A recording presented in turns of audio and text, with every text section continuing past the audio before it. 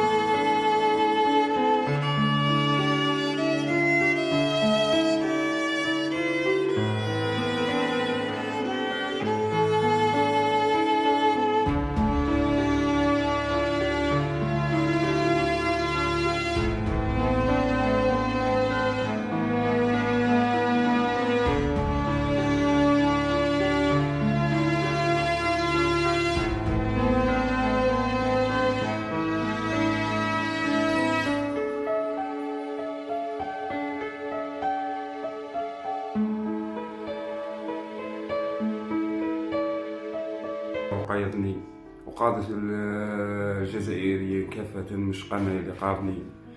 نطالب بإنقاذ فيصل، لخاطرش راه كل يوم يموت قدامي وانا ما طقت ندير والو. سلفت عليه، تكلفت عليه، جريت عليه، بعت عليه كل ما املك من ممتلكات، قعدت هكذاك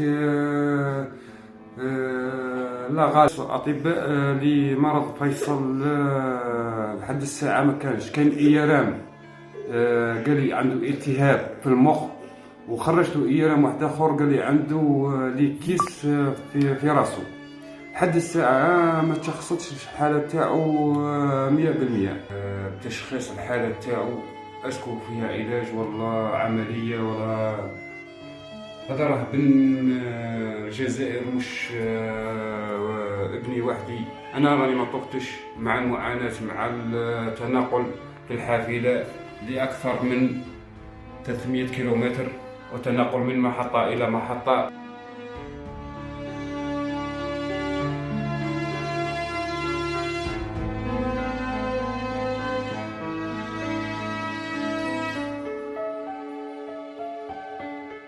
شي على فيصل حوص يابا واش يعود كما كان؟ ايه واش تعاود؟ كنت نلعب معاه. ها كنت نلعب معاه، يروح يعني الحانة وتوديه ساعة، ونعود نروح نلعب معاه. حوص يابا.